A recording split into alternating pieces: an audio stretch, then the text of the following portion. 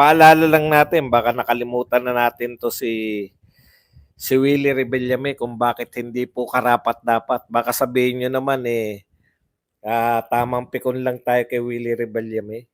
Kayo na po maghusga. Bakit po natin tinatalakay ito si Willie Rebellame? Bagamat hindi po to miyembro ng partido ni BBM, lagi pong pasok sa mga survey. Pati po sa survey na pabor sa mga Duterte, pasok din si Willie Rebellame. Kaya para po hindi tayo malito, hindi po tayo malinlang nitong tao na to, pakinggan po natin. Kayo na po magpasya kung dapat ba itong iboto bilang senador. Ito po yung kapapile niya lang, in-interview po siya nitong mga taga ABC5. Pakinggan po natin si Willie Rebellame. Paano po ba natin susolusyonan yun? Kasi lahat po tayo, medyo aware naman tayo sa problema, pero yung solusyon, yun ang mahirap na parte. I mean, meron na ba kayong mga panukalang naisip? Wala pa kasi hindi pa ako nananalo. Pag nanalo ako, doon ko naisipin natin. Ang iniisip ko muna, one step at a time. One step at a time. Huwag mo muna akong tanongin ng mga gano'n. Naku po, yung may mga ibang kasama na dapat gano'n yung proseso. Dapat isipin mo na muna. For example, kasi... Wala akong ano sabihin. So ano po ang solusyon doon? Kami bilang senador, ano po yung... Hindi pa ako senador eh. Na bill. Hindi ko siya kasakaling, kayo po, Emanero. Ayun ang pag-uusapan. Hindi mo na ako madaliin eh. Sandali ka, kapapile ko lang eh. Yan po ang sagot ng isang Willie Rebellame na malamang manalo. No? Paano susolusyonan yung mga problema sa Pilipinas? Hindi pa siya senador. Tsaka niya palang iisipin. Ang laki po ng tsansang pumasok niyan dahil halos lahat ng survey, pasok yan. Pati yata yung survey na pabor sa mga Duterte, pasok din itong tao na to. Talagang napaka-popular po niya. No? Kaya nakakatakot na yung mga senador na ganyan ay mananalo tapos wala rin lang gagawin. Sayang na sayang po yung boto natin dyan. No? Ito pa isa. Hindi lang po yan eh. May isa pa siyang May isa pang karapat, hindi karapat dapat tong tao na to. Bills are hundreds of Ang dami ng pages batas na long. ginawa eh. Nabago ba yung buhay na mahirap? Pero yung po ang trabaho ng isang senador mas legislative. Para saan? Para sa bansa? Ang dami na ng batas na ginawa. Ano ba ang trabaho natin? Di ba dapat gumawa ng mabuti sa kapwa? Kaya ka nga public servant eh. But yeah, that's the Senate's main role. Legislative chamber siya. But ano gagawin ko? Kaya gagawa ka ng batas para sa mahirap. Kasi ang dami ng batas. Ilang batas naman nagawa from the start ng mga senador. May nagagawa ba? Ano bang batas siya? Yun po ang sagot niya, no? Senador ang tinatakbuhan niya, pero pag tinanong siya kung anong batas, ang dami ng batas eh. Bakit pa tayo gagawa ng batas? Dapat magmahala.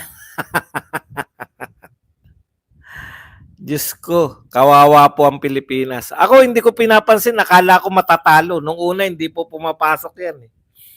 Hindi po mapasok sa mga survey. Ngayon po, pasok sa lahat. Pucha, kawawa naman tayo. Yung maraming mga plataforma, yung maraming mga batas na inihahanda, katulad ni Pastor Apollo Kibuloy, ni Vic Rodriguez, ni Rodante Marcoleta, lalo-lalo na po si Pastor Kibuloy. Kahit po hindi pa po nakakapangampanya ng maayos, hanggang ngayon kinu-question pa rin yung at saka yung mga Facebook, YouTube, nakakulong na nga yung tao, aasa na lang nga dito sa mga SMNI, no? Pati ang dami pong istasyon ng SMNI na tinake down na naman sa YouTube, sa Facebook, pati pala sa TikTok. So, kawawa. Kaya hindi pa rin ba kayo naniniwala kay Jamie Bundok na si Pastor Kibuloy yung larawan ng inhostisya? Yan yung sinasabi natin eh. Tapos eto mananalo, ni walang batas na naisip, galit pa eh. Pag tinatanong mo anong batas yung isusulong mo, ang dami na natin batas, hindi natin kailangan ng panibagong batas. Wala ka palang gagawin. Ang dami raw batas. Okay, tignan po natin, no, ang isa ko pa pong pinagtataka rito. Makikipag-away lang daw siya sa Senado. Natandaan ko rin yun eh. Para maalala lang natin tong tao na to. Isa pa po, na usapin ngayon, siguro may magtatanong naman ito mamaya. Pero ito po yung, bukod po kay Gadon, pati po si Enrile nananawagan na rin po ng, ayan no, malaki ang posibilidad na makakatakbo muli sa halalan sa 2028 si Vice President Sara Duterte kung magbibitiw siya bago umusad ang kanyang impeachment trial ayon kay Chief Presidential Legal Counsel Juan Ponce Enrile. Ito po ang tanong ko sa inyo. Bakit nyo po pinakikialaman si VP Sara? Hindi naman po kayo ang bumoto dyan. Binoto po yan ng 32 million. Hindi lang po mga loyalista ang bumoto dyan. No? 32 million na tao. Bakit po nyo pinagre-resign? Sinampahan nyo na nga ng impeachment. Di po ba ang purpose ninyo ng pagsasampa ng impeachment ay para matanggal siya bilang Vice President? Gustong-gusto nyo tanggalin, kaya siya sinampahan ninyo ng impeachment. Pero ayaw nyong sumalang siya sa ipagtanggol ng kanyang sarili. Gusto nyong shortcutin. Madaling-madali kayo na maiupo yung gusto nyong Vice President. Walang iba kundi si Martin Romualdez. Hula ko lang. Bakit po kayo nagmamadali? Kulang kayo. Ang dami pong usapin, no? Bago nyo po madaliin. Sino-shortcut nyo eh. Patunayan nyo muna sa korte. Okay. Ito pa po isa. Naninindigan yung mga leader ng Kamara na hindi papayagan ng Office of Ombudsman bilang kasangkapan sa politika at ng pagganti ng mga kaalyado ni dating President Rodrigo Duterte. Ito po yung nagsampa ng reklamong kriminal sa Ombudsman. Ito po sila Bebot Alvarez, si Attorney Jimmy Bundok at saka si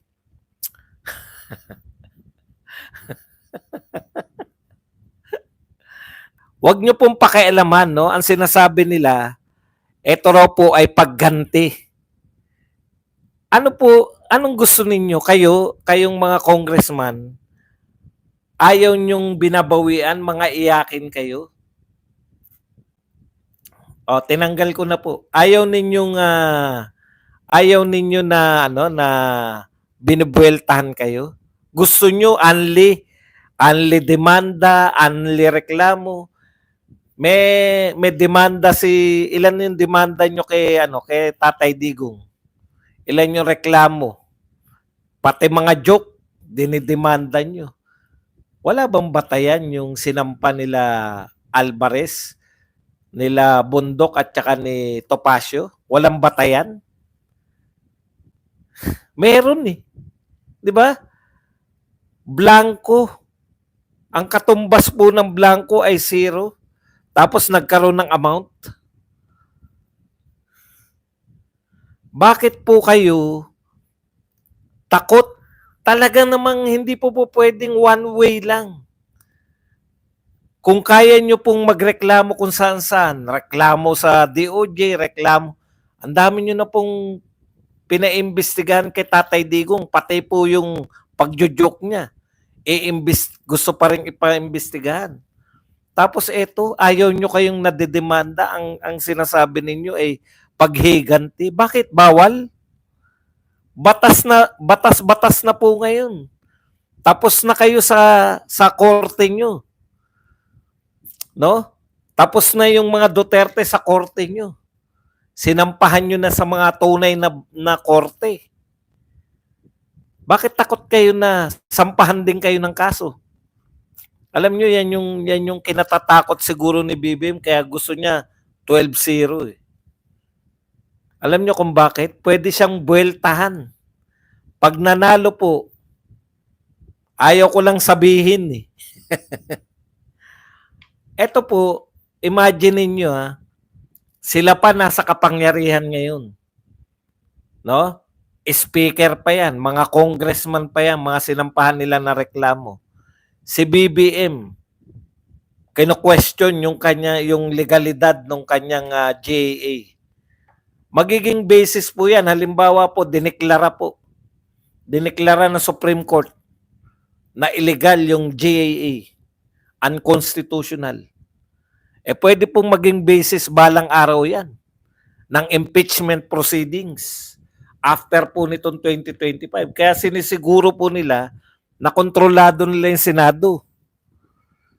Pwede po yan. Ang dami pong paglabag, yung mga question po. Pwede po yan na gawin na maging basis po for impeachment. Kung kayo hirap na hirap kay BP Sara na confidential fund ang inaangal nyo, imagine confidential fund. Sinasabi nila na hindi raw maayos. Paano nyo nalaman na hindi maayos? Anong basehan nyo? Kuro-kuro nyo? Kayo nag-imbestiga? Eto po, may basis po yan. Pag nag-declare po yung Supreme Court at malamang, hinahanapan na sila ng original kopya. Asa na yung original na kopya nung BICAM report? Yung enrolled bill na sinasabi nyong enrolled bill, asan yung original na kopya niyan? Kasi yung hawak nila ungab, maraming bakante. Kinakailangan nyo mag-produce ng walang bakante.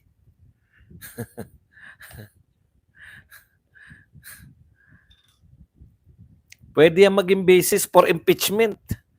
Ngayon, kaya sila trabaho ngayon. Ang dami po. Yung question ng legalidad ng JA, question din po yan para impeach si BBM balang araw. Kaya po, ano po to importante po to Importante po itong laban na to ngayon, yung 2025 election. Kaya dapat straight po tayo. Straight. Wala pong isip-isip.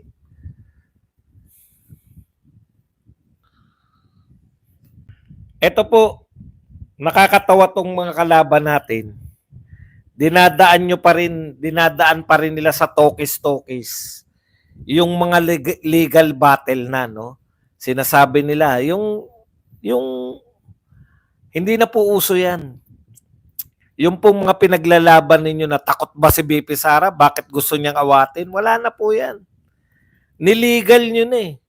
Nagsampa na kayo ng kaso eh. Alam nyo po, eto problema natin no? Mukhang matibay yung, kung nag-aaral po ng batas, matibay po yung, magagaling yung mga abogado ni BP Sara. Congratulations pala sa pagbuo ng team na matindi. Sanay, magaling po talaga. Narbasa. Si Narbasa pa pala yun na yung original na Narbasa na sa may Ninoy Aquino. Yung panampas. Yan pala yung kasama ni Fortun dyan sa Narbasa na yan. Tapos yung mga Fortun, napakahusay po ng mga yan. Hindi nyo po pwedeng itokis-tokis. Yung ginagawa ninyo na nagsampa po ng petition, tinutokis lang eh. Di ba? Ano ang pinagsabi nyong ban-ban? Anong pinagsabi nyo na tinutokis nila tayo? Ito po yung mga sinasabi ng mga yan. Una, mga press con, salita sila ng salita. Na-realize nila, tumahimik na ngayon eh. Na-realize nila, putya, ibang klase na to. Mukhang hindi na to madadaan sa tokis. Supreme Court, madadaan nyo sa tokis. Ano sasabihin nyo? Duwag ka pala, BP Sara eh. Takot ka pala eh. Pagpapakita yan na ikaw ay kabado. Ano pa yung mga termino nilang ginagamit? Panay tokis.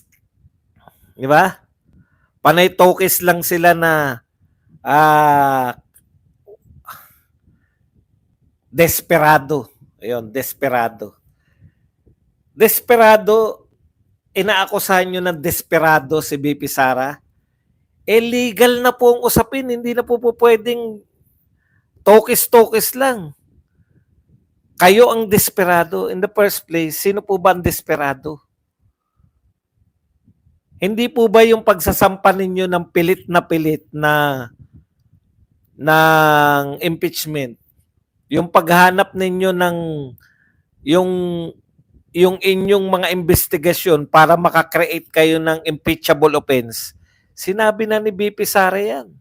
Wala kayong kaso sa kanya noon. Pero dahil ginipit ninyo siya, saan ba galing lahat yan? Sa investigasyon nyo lang. Pero originally, wala talaga kayo. O dahil ginipit nyo yung mga tauhan ni BP Sara, nagwala si BP Sara, nasabi niya yun, yung mga katagang pag nategi siya, meron na siyang kinontak para ipaghiganti siya, nagkaroon na kayo ng mga kaso. Numero 1 pa yun. Originally, wala naman yan. Nag-a-adjust na po si Chis Escudero. Dito muna tayo bago natin yung si Chis Escudero tsaka si Tito Soto. Hindi na po pwedeng itokis-tokis to. Simple lang at napakagaling nung, anong pangalan nung attorney na babae? Ang pinapaliwanag niya, simple lang eh. Yan din yung sinabi natin eh. Hindi lang ako attorney, pero yan din yung sinabi ko na sa inyo kagabi. Ika-4 na ito. Ang tinatalakay natin, ika-4 na impeachment. Di ba? Ang tanong, may power ba sila na i-ignore yung unang impeachment? May power ba sila na isang tabi? Yung hindi nyo pag-aksyon, kaya yung sinasabi nyo, bakit ko questionin ba? Eto mga banat nila ngayon. Akala ko ba, yung isang reporter, ganun yung linya ng mga tanong niya. Bakit daw nagbabago si BP Sara? Anong nagbabago si BP Sara? Sabi raw ni BP Sara, nung may nag-file na impeachment, sabi daw ni BP Sara, wini-welcome niya yung impeachment. Di ba? Wini-welcome niya kasi makakasagot na siya ng maayos. Oh, meron ng mga attorney, may mga makakasagot na hindi katulad doon sa mga investigator. Tama naman yun. Ano ba ang mali doon sa sinabi ni BP Sara? Nagbago na ba si BP Sara? Bakit daw ko questionin ni BP Sara? Hindi na kasalanan ni BP Sara yan kung may nilibag kayo. Kayo yung hindi nag-recognize ng first to third eh. Hindi naman nakikialam si BP Sara eh. May nagpasa ng first impeachment complaint. Anong ginawa nyo? Hindi nyo binigay sa speaker. Hindi nyo pinag-usapan. Correct, hindi na pwede yan. Verbal lang. Hindi po pwedeng sasabihin nyo yan na takot-takot. Fourth impeachment, yun yung sinasabi ng attorney. Fourth impeachment na to eh. Asan yung unang 3? Binaliwala nyo lang. Kung ika-4 na tong impeachment, sa loob ng 1 taon, 4 ang impeachment na in-entertain nyo. Hindi po pwede yun. Ano sabi nung attorney? Hindi po to simpleng technical lang. Ito po ay nasa konstitusyon. So yung mga pinagtatalunan, mga batas lang yan eh. Yung mga Republic Act, mga ganon, mga batas lang po yan, pero nagtatalo-talo. Ito po, nakalagay mismo sa konstitusyon, hindi po to technical lang. Hindi po to usaping technical lang na 1 taon. Wala pong ganun. Nakalagay po yan sa konstitusyon kasi pinoprotektahan mo rin yung mga sinasampahan ng impeachment. Kasi po, kung wala pong proteksyon na hindi ka na uli pwede magsampa, wala nang mangyayari kay BP Sara kundi sumagot na lang na sumagot sa impeachment. Wala na rin magagawa yung Senado, wala na rin magagawa yung mga congressman, kundi mag-impeachment na lang. Naporsi na po yan ng mga gumawa ng konstitusyon. Hindi kayo pwedeng mag-unli na sampa. Ang tanong, anong ginawa nyo dun sa first to third complaint? Pwede ba yung ginawa nyo na yun? O, di ba? Pwede ba yun na hindi nyo pinansin? Hindi po pwede yun. Dapat may aksyon kayo. Sa unang impeachment complaint pa lang, dapat inaksyonan nyo na. Kasalanan ba nila na